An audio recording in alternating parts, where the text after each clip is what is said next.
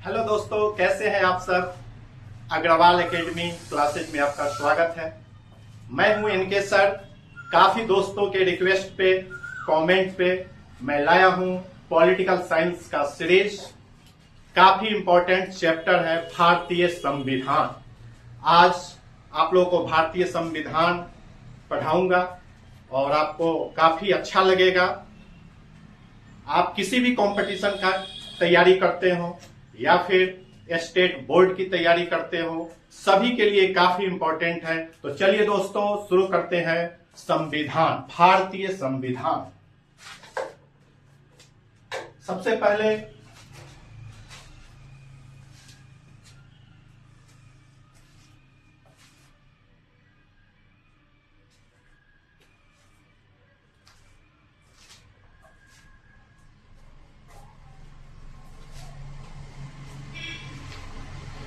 भारतीय संविधान को समझेंगे। संविधान को बनाने से पहले बहुत सारी प्रक्रियाओं से गुजरना पड़ा हमारे राजनेताओं को।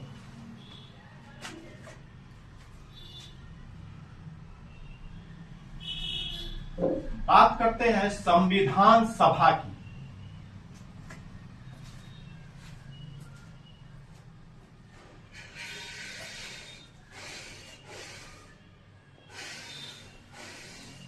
संविधान सभा, इस संविधान सभा को बनाने से पहले भारत में सबसे पहले कैबिनेट मिशन आया और यह कैबिनेट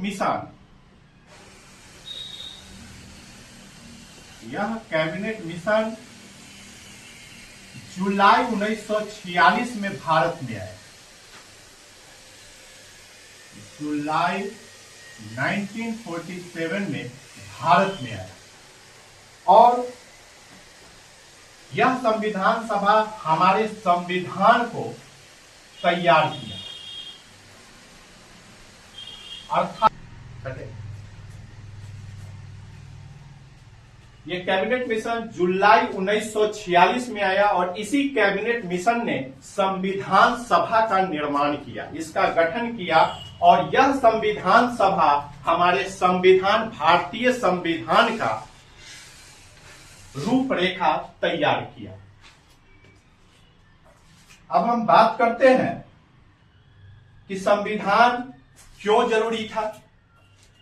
तो जब हमारा देश गुलाम था, इस गुलामी की जंजीर से जब हम आजाद हुए तो हमारी व्यवस्थाओं को, हमारी प्रशासनिक सेवाओं को चलाने के लिए एक मजबूत संविधान की आवश्यकता थी और इसी मजबूत संविधान को बनाने के लिए संविधान सभा का गठन करना पड़ा।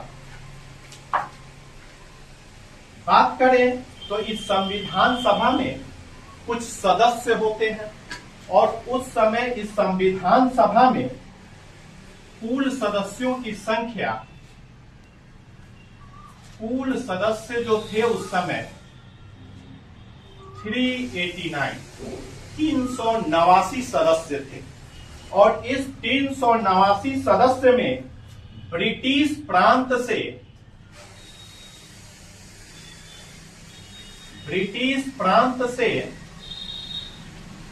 292 और देसी रियासत से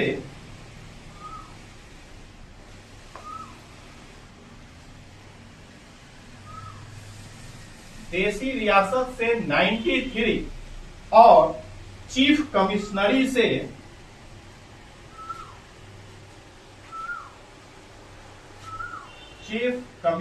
से 4 सदस्य थे।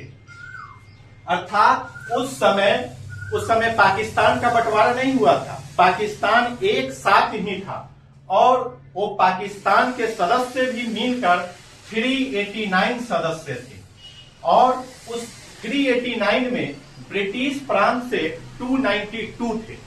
ब्रिटिश प्रांत क्या है? इसका मतलब है कि जो उस समय राजा महाराजा था उसका जो क्षेत्र था, ब्रिटिश जो गवर्नमेंट था वो अपने कब्जे में उसको रखा था, जिसको हम ब्रिटिश प्रांत बोल रहे हैं।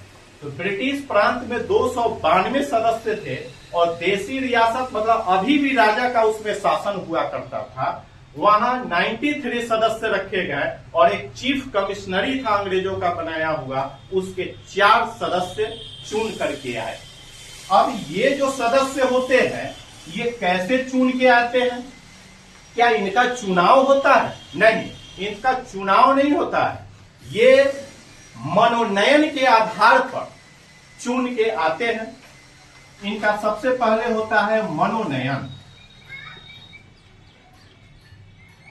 अब यह मनोनयन कैसे होता है? तो 10 लाख की आबादी पे 10 लाख की आबादी पे प्रति एक सदस्य, 10 लाख की आबादी पे एक सदस्य को चुना गया। और जब यह चुना गया तो टोटल 389 सदस्य चुने गए। और यह जो 389 सदस्य थे यह 2 पार्टियों से चुने गए थे। उस समय के एक सबसे प्रमुख दल कांग्रेस और दूसरा मुस्लिम लीग।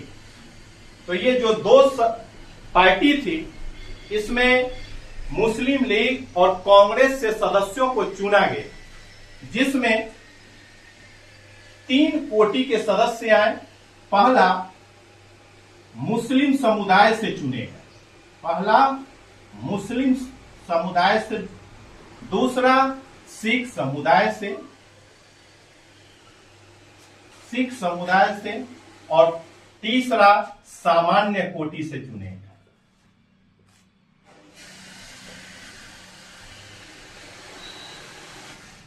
ये 3 कोटि से चुने गए, एक मुस्लिम, दूसरा सिख और तीसरा सामान्य कोटि से इन सदस्यों को चुन करके 389 सदस्य बुलाया गया। और इनका जो मनोनयन हुआ 10 लाख की आबादी पर एक सदस्य का मनोनयन हुआ और यह कुल सदस्य मिलकर हमारे संविधान सभा का निर्माण किया।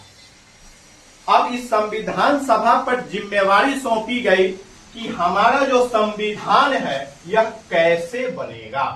इसकी जिम्मेवारी तय की गई कि यह संविधान कैसे बने ताकि एक मजबूत संविधान बने और लोगों के आशा और आकांक्षाओं पर हमारा यह संविधान खरा उतरे। और इन आशा और आकांक्षाओं की पूर्ति के लिए हमारे उस समय के राजनेताओं ने संविधान का निर्माण शुरू किया। अब हम बात करते हैं कि जब यह संविधान सभा बना तो इनकी बैठकें हुई। आप लोग इसको पेन डाउन करते चलेंगे, वीडियो को आप धीरे धीरे स्क्रॉल करके भी आप लिख सकते हैं। इसको पेन डाउन बड़ा इंपॉर्टेंट है। हम बात करते हैं संविधान सभा की 3 बैठकें रखी गई। संविधान सभा की वह 3 बैठक रखी गई। पहली जो बैठक रखी गई वह 9 दिसंबर, संविधान बनाने के लिए 3 बैठक रखी गई, जिसमें पहला बैठक 9 दिसंबर 1946 को रखा गया। यह बैठक 9 दिसंबर 1946 को रखा गया। इसमें एक अस्थायी सदस्य की नियुक्ति की गई, क्योंकि अस्थायी सदस्य उसी समय नियुक्त कर लिए जाते, लेकिन मुस्लिम लीग ने इस बैठक का विरोध किया। और जब विरोध किया तो यहां एक अस्थायी सदस्य चुने गए। तो 389 जो सदस्य उस समय थे, इन 389 सदस्यों में से सबसे जो बुजुर्ग सदस्य थे डॉक्टर सच्चिदानंद सिन्हा, और इस सच्चिदानंद सिन्हा जी को अस्थायी अध्यक्ष चुना गया। डॉक्टर सच्चिदानंद सिन्हा जी को अस्थायी अध्यक्ष चुना गया। यह अस्थायी अध्यक्ष डॉक्टर सच्चिदानंद जी थे।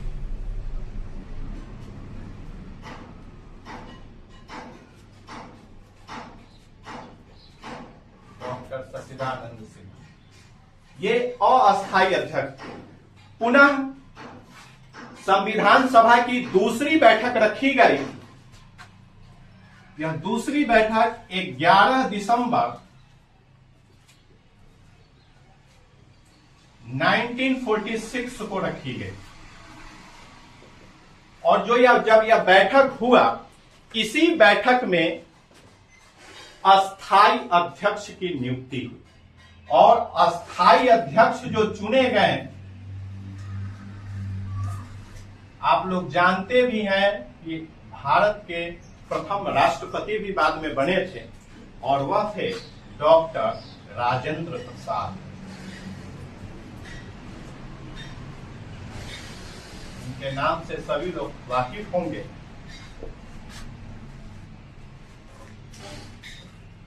इसके बाद तीसरी जो है बैठक रखी गई संविधान सभा की, वह बैठक रखा गया 13 दिसंबर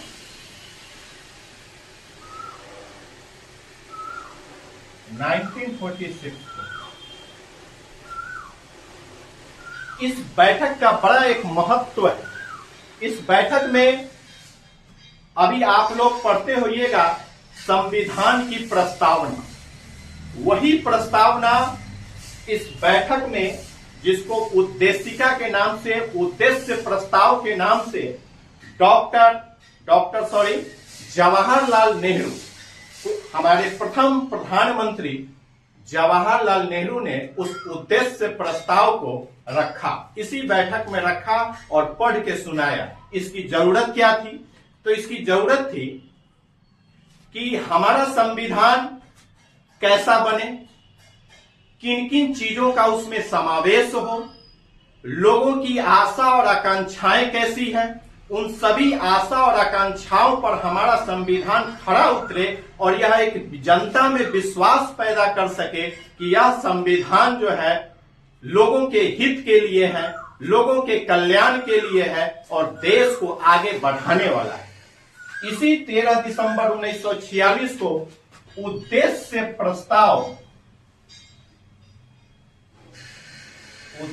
प्रस्ताव जनता के बीच रखा गया। लेकिन यह उद्देश्य प्रस्ताव तो रखा गया 13 दिसंबर 1946 को, लेकिन यह उद्देश्य प्रस्ताव 22 जनवरी 1947 को इस संविधान सभा ने पारित किया। इस उद्देश्य प्रस्ताव को 22 जनवरी 1947 को विधानसभा ने क्या किया? पास किया, पारित किया। और इसी उद्देश्य प्रस्ताव के साथ हमारे संविधान के निर्माण का कार्य शुरू हो गया। और जब निर्माण का कार्य शुरू हुआ तो बहुत सारी परिस्थितियां आई। हमारे राजनेताओं ने बहुत सारे देशों का संविधान का अध्ययन किया, वहां के जो मूल विचार थे, जो अच्छे अच्छे विचार थे, उन विचारों को संग्रहित किया और उन विचारों को संग्रहित कर भारतीय संविधान में लाया गया, और जिससे हमारा संविधान आज की तारीख में सबसे मजबूत लिखित संविधान है। दूसरी बात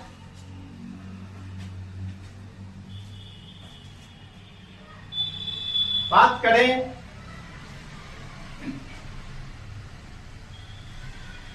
इस संविधान सभा की, तो इस संविधान सभा में कुछ कमेटियां भी गठित की गई थी।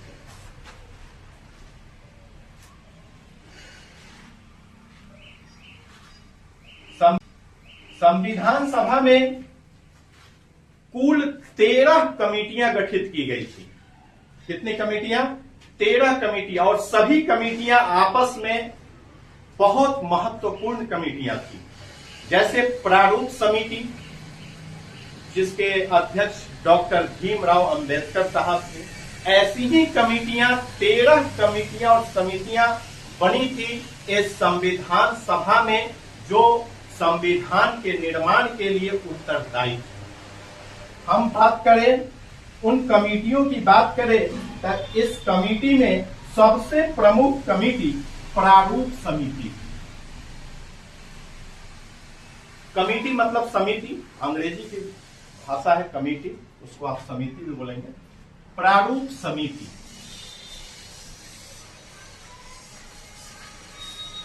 इस प्रारूप समिति में 7 सदस्य थे।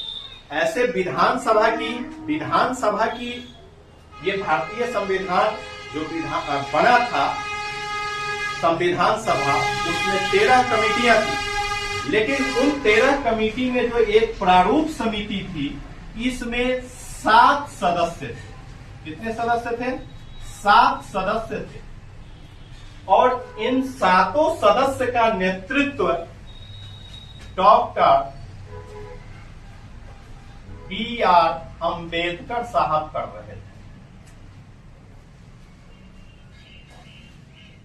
B.R. अम्बेडकर मतलब डॉक्टर भीमराव अम्बेडकर साहब इस कमेटी को लीड कर रहे थे। और ये बड़ा ही इंपॉर्टेंट कमेटी था, क्योंकि इसी कमेटी के ऊपर था कि हमारा संविधान का प्रारूप क्या होगा, हमारा संविधान का दिशा निर्देश क्या होगा, हमारा संविधान लोगों की आशा और आकांक्षाओं पे खड़ा कैसे उतरेगा। ये एक महत्वपूर्ण जिम्मेवारी संविधान सभा ने डॉक्टर भीमराव अंबेडकर साहब के जिम्मे रखा। दूसरी कमेटी जो थी वह संचालन समिति थी। दूसरी कमेटी संचालन समिति, और इसके जो अध्यक्ष थे डॉक्टर राजेंद्र प्रसाद थे। इनकी जो जिम्मेवारी थी कि जो संविधान के निर्माण का कार्य हो रहा है यह अच्छे से चले, यह समय से चले और इसकी गति सही समय पर पूर्ण हो जाए, इसकी जिम्मेवारी संचालन समिति की होती है। और उसके अध्यक्ष डॉक्टर राजेंद्र प्रसाद थे। बात करें तीसरी समिति की तो प्रांतीय संविधान समिति। प्रांतीय संविधान समिति, इसके जो अध्यक्ष थे इस प्रांतीय संविधान समिति के, इसके थे सरदार वल्लभ भाई पटेल। सरदार, आप लोग इनका नाम जानते ही होंगे, लौह पुरुष के नाम से लोग जानते हैं, या फिर सरदार पटेल इनको कहते हैं। पूरा नाम इनका सरदार वल्लभ भाई पटेल था और ये गुजरात से बिलोंग करते थे। और एक चीज और आपको हम बता दूं, जो संविधान सभा में जो सदस्य चुन के आए थे ये भी उन्हीं संविधान सभा के सदस्य थे। और हमारे डॉक्टर भीमराव अंबेडकर साहब जो चुन के आए थे वह बंगाल प्रांत से चुन के आए थे। यही बंगाल जो क्रांतिकारियों की भूमि थी, और इसी बंगाल से डॉक्टर राजेंद्र प्रसाद का मनोनयन हुआ था। उस समय चुनाव तो हुआ नहीं था, संविधान सभा मनोनयन के आधार पर राज्य से जो है 10 लाख की आबादी पर, पहले मैंने बताया है कि 10 लाख की आबादी पर एक सदस्य को चुनकर भेजा जाता था। उसी के आधार पर बंगाल से भीमराव अंबेडकर साहब चुन के आए थे। वह कमेटी थी संघीय संविधान समिति। संघीय संविधान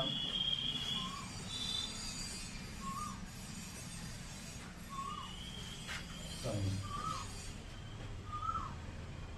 और इसके जो अध्यक्ष थे जवाहरलाल नेहरू जी।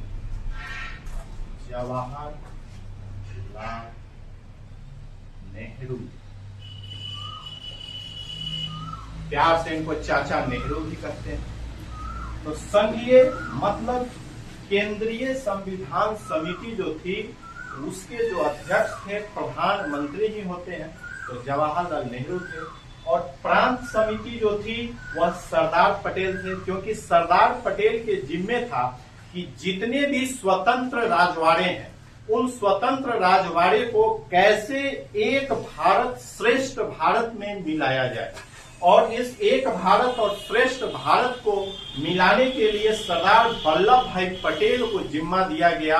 और सरदार वल्लभ भाई पटेल ने मिलकर, चाहे वो कश्मीर का हो, चाहे वो हैदराबाद हो, इन सबको एक साथ और भी प्रदेशों को एक साथ मिलाने का काम किया और अपना एक स्वतंत्र भारत, मजबूत भारत का निर्माण सरदार वल्लभ भाई पटेल ने किया। पांचवा जो कमिटी थी वह राष्ट्र ध्वज समिति थी।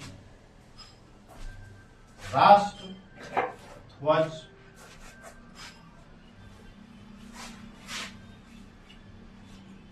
सारी समितियां पढ़ने का कोई जरूरत नहीं है। जो इम्पोर्टेंट समिति है मैं उसी को केवल डील कर रहा हूं। और एक बात और, मैं इस चैप्टर में जितना कुछ पढ़ा रहा हूं टू द पॉइंट, इससे बाहर एक भी क्वेश्चन नहीं आ सकता है। चाहे आप जनरल, किसी भी जनरल कंपटीशन की तैयारी कर रहे हो, या फिर बीपीएससी लेवल की तैयारी कर रहे हो, या फिर अभी बहुत सारे छोटे छोटे एग्जाम भी आए हैं, सिपाही भर्ती हो गया, लोको पायलट हो गया, बहुत सारे आ गए, या फिर आप स्टेट बोर्ड की तैयारी कर रहे हैं, एक भी क्वेश्चन इससे बाहर नहीं जाएगा, ये मेरा गारंटी है। अगर आप इस वीडियो को स्क्रॉल करके धीरे धीरे पेन डाउन करके अगर इसको आपने पढ़ लिया तो इस चैप्टर से एक भी क्वेश्चन नहीं छूटेगा आपका एग्जाम में, ये मेरा वादा है।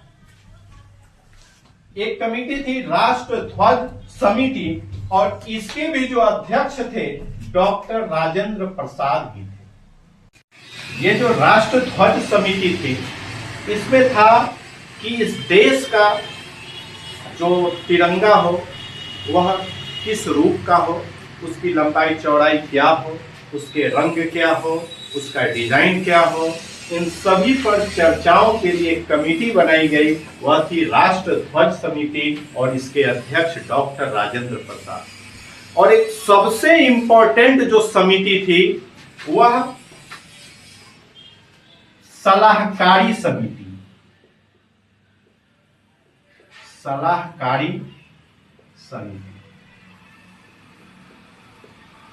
जिसके अध्यक्ष बीएन राव साहब, डॉक्टर बीएन राव। ये क्वेश्चन बार बार एग्जाम में भी आए हैं, हर कंपटीशन में भी आता है कि सलाहकारी समिति के अध्यक्ष कौन है, तो डॉक्टर बीएन राव साहब। 1947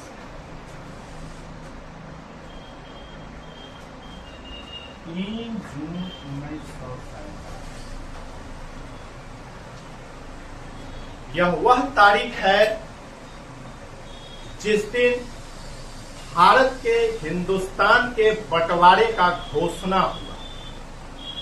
जबकि 3 जून 1947 से पहले 1946 में संविधान बनाने की प्रक्रिया का शुरुआत हो चुका था। बहुत सारे सदस्य चुन करके संविधान सभा में आ गए थे, लेकिन संजोग कहिए कि वह संविधान सभा जो पूर्ण रूप से 389 सदस्यों का सभा था वह चल न सका, और 3 जून 1947 को वह संविधान सभा बट गई। एक पाकिस्तान बना और दूसरा हिंदुस्तान, और बंटवारे के बाद यह घोषणा हो गया कि अब जो है संविधान सभा का पुनर्गठन होगा। और पुनर्गठन संविधान सभा का पुनः 31 अक्टूबर 1947 को 31 अक्टूबर 1947 को पुनर्गठन। यह जो तारीख है यह संविधान सभा के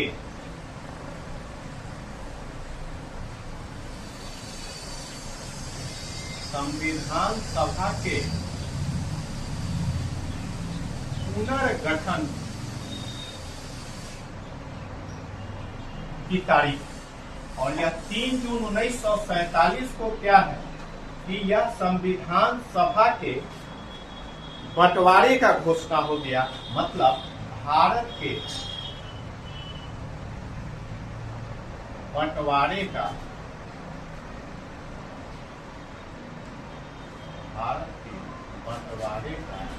घोषणा।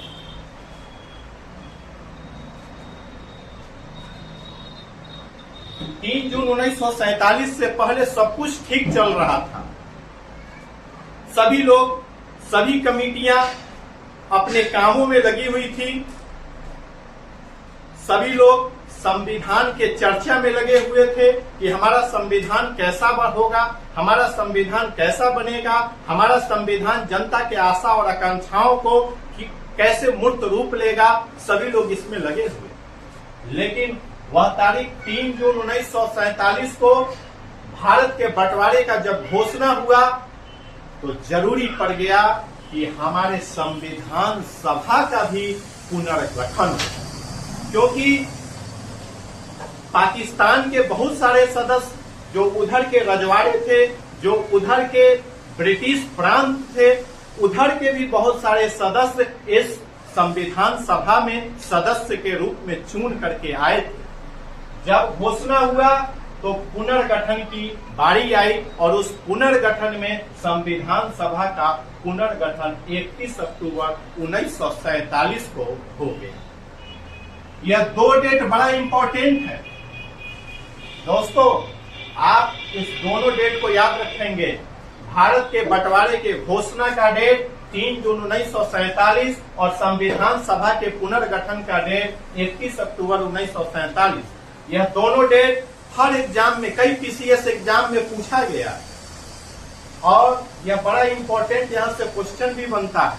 खैर, उन क्वेश्चनों को मैं अगली क्लास में, जितने भी कॉम्पिटिटिव लेवल के क्वेश्चन आए हुए हैं एग्जाम में, कंपटीशन के एग्जाम में, मैं उसका अगले क्लास में डील करूंगा। उसकी चिंता आपको करनी नहीं है। आप देखेंगे अगली क्लास में कि जितने भी क्वेश्चन आए हैं ये सारे लेक्चर में उसको कंप्लीट किया गया है।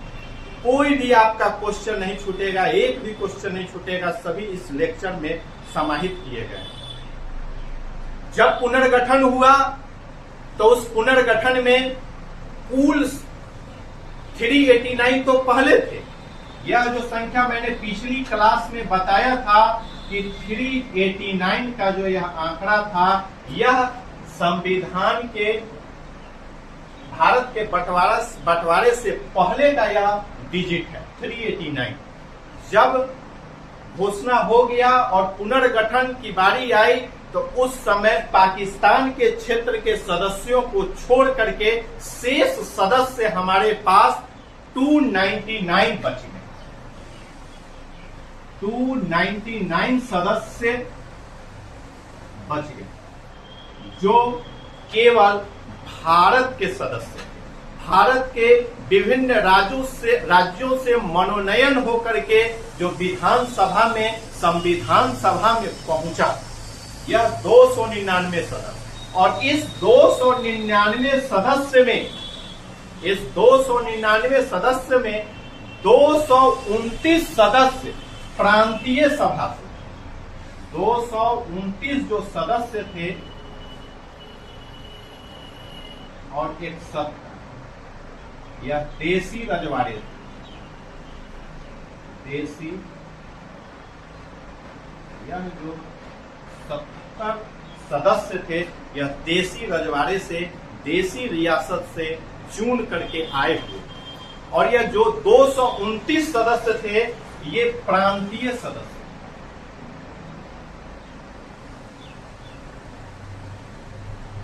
यह जो थे प्रांतीय सदस्य, 229 प्रांतीय सदस्य और 70 देसी रजवाड़े। या देसी रजवाड़े से चुन करके 70 सदस्य आए थे। तब जाकर के जो संविधान सभा का पुनर्गठन हुआ वह 299 सदस्य से पुनर्गठन, जबकि शुरू में जो बना था वह 389 सदस्यों के सहयोग से हमारा संविधान सभा का निर्माण हुआ। दोस्तों, इस चैप्टर में कुछ पॉइंट हैं, उन पॉइंट को मैं सूचीबद्ध करूंगा और आप उसको जो है एक बार रीड जरूर करेंगे वीडियो को रोक रोक कर, क्योंकि उस पॉइंट से बहुत सारे क्वेश्चन बनेंगे। वह पॉइंट खुद में एक क्वेश्चन है, इसलिए उसको ध्यान में जरूर रखें।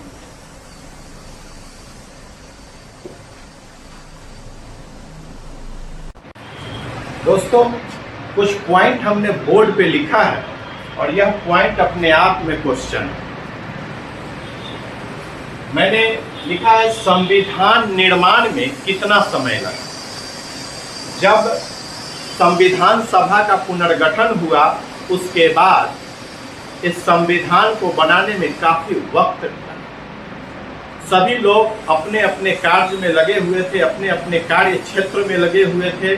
सभी विभिन्न देशों के संविधान के अध्ययन में लगे हुए थे, वहाँ के विचारों को संग्रहित करने में लगे हुए थे। और इसी बीच जब संविधान हमारा बन के पूर्ण रूप से तैयार हुआ तो उस संविधान के बनने में हमें 2 वर्ष 11 महीना और 18 दिन का समय लग गया। यह कई एग्जाम में पूछा गया, बार बार अच्छे एग्जाम में पूछा गया। हमें याद है कि पिछली बार बीपीएससी का जब टीचर का एग्जाम हुआ था और स्टेट का एग्जाम हुआ था, उसमें कई बार जो है 2 वर्ष 11 महीने और 18 दिन संविधान बनने में जो समय लगा यह पूछा गया। तो इसलिए कोई क्वेश्चन छोटा नहीं होता है, कोई बड़ा नहीं होता है। आपको एग्जाम हॉल में कब आपके दिमाग में कौन सा क्वेश्चन कब क्लिक कर जाए यह कोई नहीं जानता है, और कब कौन सा क्वेश्चन पूछ दे यह नहीं जानता है। इसलिए आपको अगर आप चैप्टर पढ़ रहे हैं तो उस चैप्टर का पूर्ण जानकारी होना चाहिए, वह चैप्टर अपने आप में पूर्ण समराइज होना चाहिए, उस चैप्टर का हर तरीके से जो है विश्लेषण होना चाहिए, तभी आप क्वेश्चन को पकड़ पाएंगे। तो संविधान निर्माण में 2 वर्ष 11 महीने 18 दिन का वक्त लगा। हम जानते हैं कि यह क्वेश्चन आप सब लोग को याद होगा, आप बचपन से पढ़े होंगे, 6-7 क्लास में यह दिया हुआ है कि संविधान निर्माण में क्या समय लगा, 2 वर्ष 11 महीना 18 दिन। कभी कभी ये सब भी स्लिप हो जाता है दिमाग से, एग्जाम हॉल में दिमाग में ही नहीं आता है, इसलिए इस डेटा को याद रखेंगे। यह पूछता है 2 वर्ष 11 महीने 18 दिन। नेक्स्ट क्वेश्चन है कि संविधान के प्रारूप पर कितने दिन का चर्चा हुआ, कितने दिन का बहस हुआ। संविधान सभा में सभी सदस्य जो बैठे थे, जो कुल संविधान सभा में जो सदस्य चुन करके विभिन्न राज्यों से आए थे मनोनयन के आधार पर, वो सभी लोग संविधान सभा में बैठ करके उसकी चर्चा करते थे, बहस करते थे। किसी बिंदु पे डिस्प्यूट होता था, उस पे सभी लोग उसका समाधान निकालते थे, सभी लोग एक दूसरे से बैठ करके उस पर वोटिंग हुआ करता था, और तब जाके किसी निष्कर्ष पे लोग पहुंचते थे, और तब जाकर के संविधान में उसे जगह दिया जाता था। तो उस समय ये पूरे संविधान पर 114 दिन का बहस हुआ। बहस कहिए, वाद विवाद कहिए, चर्चा परिचर्चा, कहने का मतलब है संविधान के प्रारूप पर 114 दिन का यह बहस हुआ, उस पर वाद विवाद हुआ, चर्चा परिचर्चा हुआ, और कुछ अमृत निकल के आया। तो वह अमृत क्या था? संविधान। जो संविधान हमारे देश के लोगों की आशा और आकांक्षाओं के अनुरूप था, यह एक दिन में, एक महीने में, एक बरस में बनने की चीज नहीं थी। इस पर काफी संघर्ष, काफी बड़े बड़े विद्वान इस पर लगे थे, भिड़े थे, देशों की यात्राएं की, संविधानों का मनन किया, तब जा करके हम लोग इतने वाद विवाद के बाद उस समय की क्या परिस्थितियां रही होगी, आने वाले समय में दूरदृष्टि को लेकर के तब जाके संविधान हमारा बनकर तैयार हुआ। उस समय के राजनेताओं का विजन कैसा रहा होगा, उस समय दूरदृष्टि से लोग सोचते थे कि हो सकता है 5 वर्ष के बाद हमारा कैसा होगा देश, 10 वर्ष के बाद कैसा होगा देश। तब जाकर के उन तमाम बिंदुओं पर विचार करते हुए और तब चर्चा और बहस के बाद 2 वर्ष 11 महीने और 18 दिन में हमारा संविधान बनकर तैयार हुआ। हम बात करें यह संविधान 2 वर्ष 11 महीने और 18 दिन में बन के तो तैयार हुआ। उस समय इस पर खर्च किया है, खर्च भी आया इसको, और अच्छा खासा खर्च भी आया। अभी तो कुछ लगे हैं कि बस इतने ही में बन के तैयार, नहीं, उस समय का जो समय था उतना ही पैसा का बहुत महत्व था। उस समय जब संविधान बना तो 63,96,729 रुपया का खर्च पड़ा था दोस्तों। 63,96,729 रुपया उस समय इस संविधान के बनाने पे खर्च हुआ। कुल मिलाकर हम कह सकते हैं 64 लाख रुपया। क्या दोस्त 64 लाख तो कह नहीं सकते हैं, 63,96,000 है, मतलब अप्रॉक्स वैल्यू 64 लाख। ये भी कई एग्जाम में आया हुआ है कि संविधान पर पड़ने वाला खर्च क्या था, तो वह अप्रॉक्स 64 लाख रुपया। अगर आप एक्यूरेट डिजिट में अगर बात करते हैं तो 63,96,729 रुपया का इस पर खर्च है। आगे अगर हम बात करें तो जब यह संविधान बना था उस समय हमारा संविधान 22 भाग में बटा। कितने भाग में? 22 भाग में हमारा संविधान उस समय बटा था, और उसमें जो अनुच्छेद थे 395 अनुच्छेद थे और 8 अनुसूचियां थी। मतलब 22 भाग प्लस 395 अनुच्छेद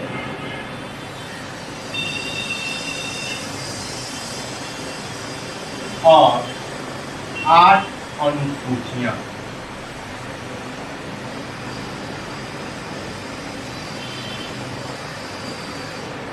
ये मूल संविधान की मैं बात कर रहा हूं। मूल संविधान में 22 भाग थे, 395 अनुच्छेद थे और 8 अनुसूचियां थी। अभी के समय में ये हमारा जो अनुच्छेद 395 जो मूल संविधान में थे, अभी के समय में ये लगभग 450 के करीब जा चुका है। मूल तो 395 ही है, लेकिन ए बी करके यह लगभग 450 तक पहुंच चुका है। हम बात करें अनुसूचियों की, मूल संविधान में 8 अनुसूचियां थी, लेकिन ये अनुसूचियां अभी 4 और इसमें ऐड ऑन हो गई है और ये टोटल 12 अनुसूचियां हो गई।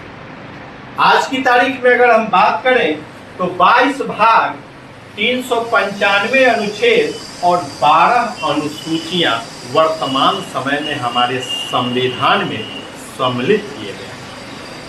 और अगर अनुच्छेद की बात करें तो अगर पूछ दे कि ए और बी लेकर के कितने हो गए, तो लगभग 450, लगभग 450 की संख्या में। और ये जो अनुच्छेद 395 अनुच्छेद है, यह भारत शासन अधिनियम 1935 से सबसे ज्यादा लिया गया। आपको याद होगा भारत शासन अधिनियम 1935 भी इसी संविधान के बनाने के क्रम के पीछे का एक इतिहास है। उससे भी पहले की अगर हम बात करें तो कई अमेंडमेंट हुए हैं अंग्रेजों के सरकार के समय, और उन सभी से जुटा हुआ सभी का लिंक है, और ये सारे ऐतिहासिक चीजें जुड़ करके आज हम इस संविधान पर पहुंचे हैं। दूसरी ओर जब हमारा संविधान बनके तैयार हुआ, समय आया कि अब यह संविधान बन चुका है, तो इस संविधान को अब हम संविधान सभा के पटल पे रख के अब इसको हम पारित करें, इसको पारित करके इसका अनुमोदन करें।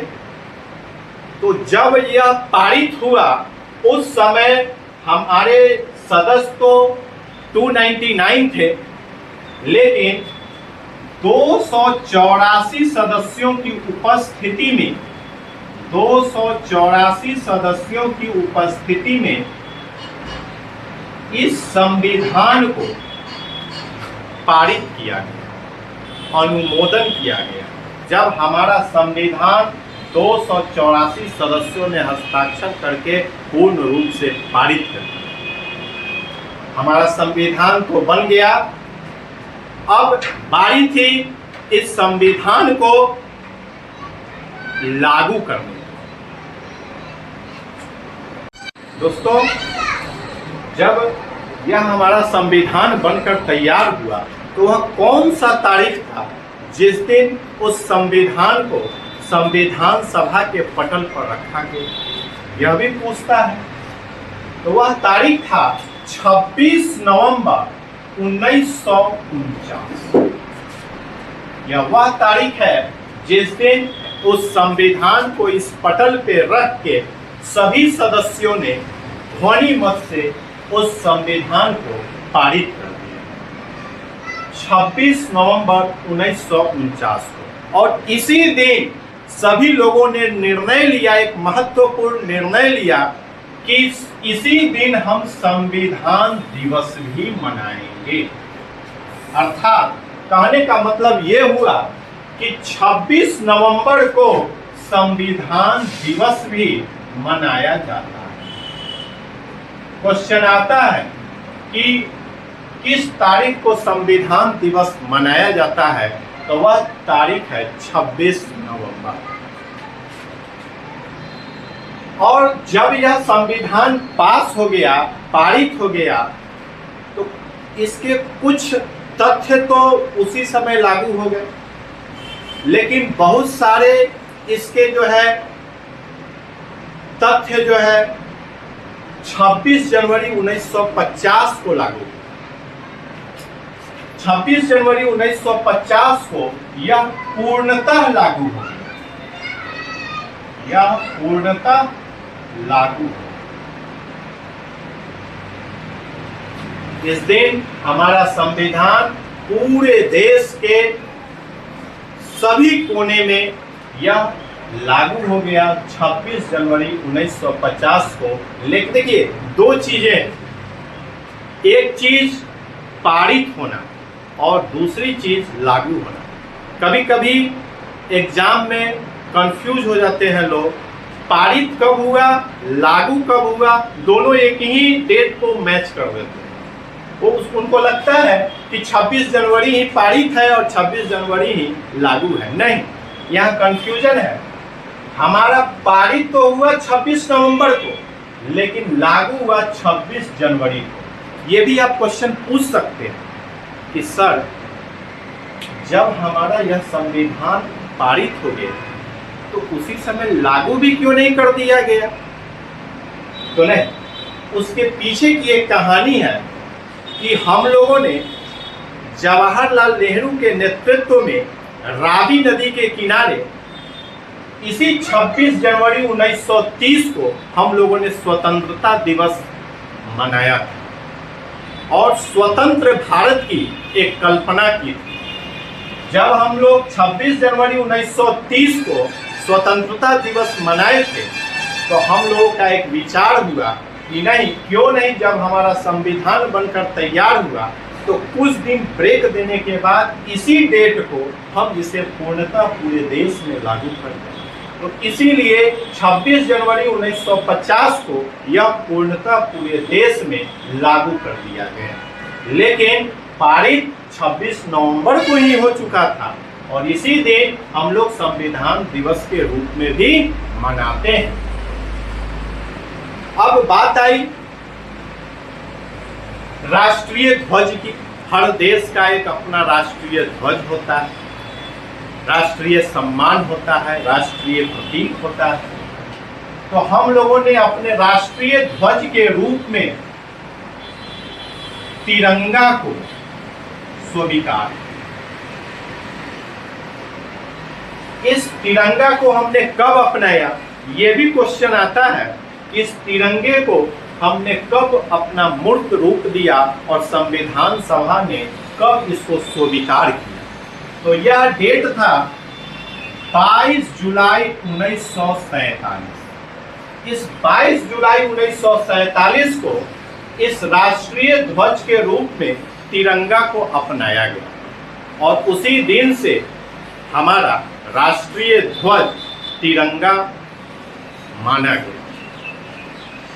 बात करें राष्ट्रगान की, तो जो हमारा राष्ट्रगान है, जन गण मन अधिनायकी जय हो, यह राष्ट्रगान 24 जनवरी 1950 को अपनाया गया।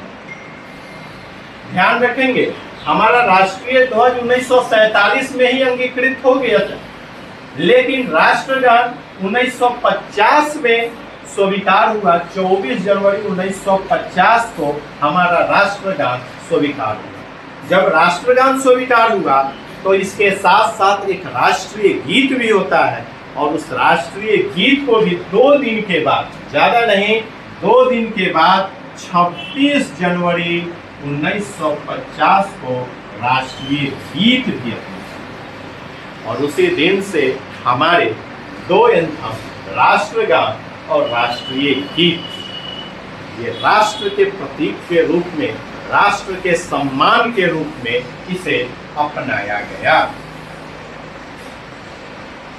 जब इतनी बात हो ही चुकी है तो हम बात कर लें, जब हमारा देश स्वतंत्र हो गया तो उस समय एक स्वतंत्र भारत का मंत्रिमंडल भी बना, ताकि यह देश कैसे चले, इस देश की व्यवस्थाएं कैसे लागू हो,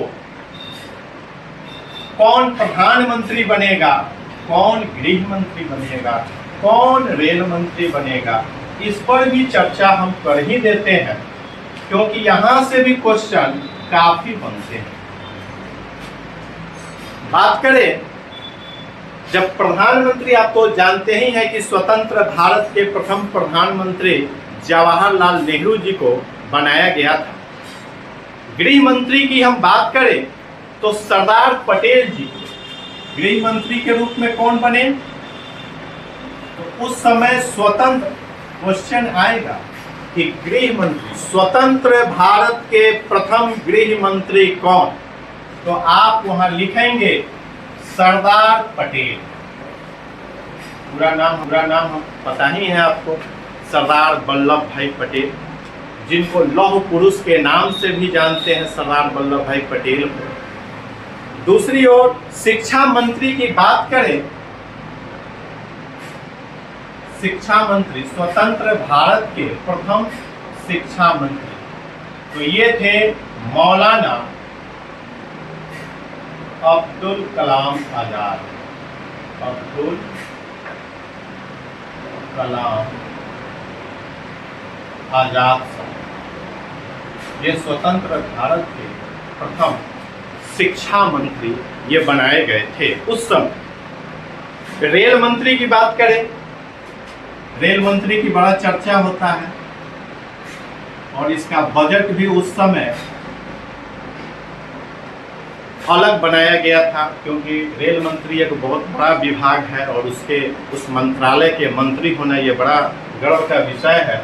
इसीलिए इसका जो बजट तैयार होता है वह बजट अलग बनाया जाता है, उसमें लाभ हानि क्या है, उसकी बहुत सारी पहलुओं पे चर्चा की जाती है। तो उस समय रेल मंत्री जो बने थे वह जॉन मथाई थे। उस समय जो रेल मंत्री बने वह जॉन मथाई बने। अब हम बात करें, श्रम मंत्री की बात करें, तो ये सब कोई जानते हैं कि उस समय के श्रम मंत्री कौन थे? जगजीवन राम। उस समय जो श्रम मंत्री बनाए गए थे ये जगजीवन राम। आप लोग जानते होंगे, इन्हीं की बेटी मीरा कुमार थी, जो बिहार से ही बिलोंग करती है, मीरा कुमार। और वही मीरा कुमार जी महिला है और लोकसभा की स्पीकर भी बनी थी। ओम बिरला से पहले मतलब भूतपूर्व कहिए, ये स्पीकर भी थी और इन्हीं की बेटी थी, जगजीवन राम की ही बेटी थी मीरा कुमार। और काफ़ी ख्याति के रूप में वह पद पे रही थी, सांसद भी थी। अब श्रम मंत्री के बाद हम बात करें रक्षा मंत्री की। ये रक्षा मंत्री भी जो है बड़ा इम्पोर्टेंट विभाग है आज के डेट में। आज तो राजनाथ सिंह जी हैं रक्षा मंत्री। उस समय स्वतंत्र भारत में कौन थे? तो उस समय स्वतंत्र भारत में बलदेव सिंह, उस समय स्वतंत्र भारत के प्रथम रक्षा मंत्री बलदेव सिंह। भाई रक्षा करने के लिए बलिष्ठ लोग चाहिए कि नहीं, इसीलिए बलदेव सिंह को चुना गया रक्षा करने के लिए रक्षा मंत्री के रूप में। दूसरी ओर बात करें स्वास्थ्य मंत्री की, अगर हम बात करें तो उस समय के प्रथम स्वास्थ्य मंत्री एक महिला को बनाया गया, वह थी राजकुमारी अमृत कौर। सब लोगों ने इनका नाम जरूर सुना। उस समय की स्वास्थ्य मंत्री थी राजकुमारी अमृत कौर और यह काफी मजबूत महिला थी उस समय। और इन्हीं के जिम्मे स्वास्थ्य का जिम्मा छोड़ा गया। अब हम बात करें वित्त मंत्री की। वित्त मंत्री बड़ा ही अहम विभाग था और इनको दिया जाए वित्त विभाग, तो उस समय एक विद्वान हुआ करते थे और उस विद्वान का नाम था, साउथ के थे वह विद्वान, साउथ के थे आर.के. वनमुगम सेठी। वित्त मंत्री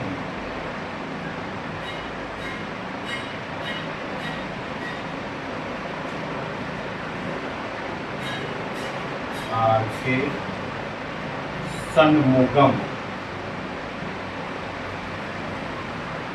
सेठी।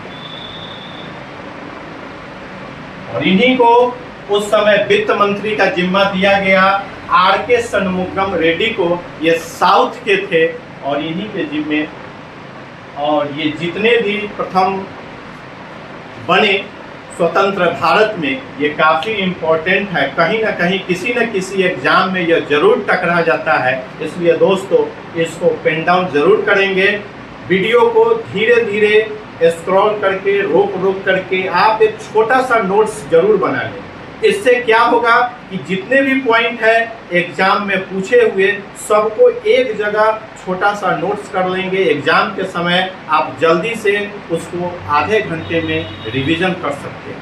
इसलिए मैं जो भी पढ़ा रहा हूँ एक जगह आप जरूर संग्रहित करें। ये आपके बहुत काम का चीज़ है, बहुत काम का चीज़ है। इसलिए आप इसको छोटा में न समझें, मैं बहुत इम्पोर्टेंट दे रहा हूँ। अब अगली क्लास में इससे जुड़े हुए, संविधान सभा से जुड़े हुए जितने भी इम्पोर्टेंट क्वेश्चन हैं, किसी भी एग्जाम में कहीं से भी उस एग्जाम में अगर पूछा गया है इस चैप्टर से संबंधित, उस सारे क्वेश्चन को मैं इस बोर्ड पे लाऊंगा और सबको एक जगह करके मैं बताऊंगा कि ये क्वेश्चन कहाँ से आया है, मैंने उस लेक्चर में कहाँ बताया है, ये सब चीज़ें बताऊंगा और सारा इम्पोर्टेंट बताऊंगा। इसी के साथ आज की क्लास इतना ही पे। जय हिंद दोस्तों, खूब मन लगा करके आप लोग पढ़िए।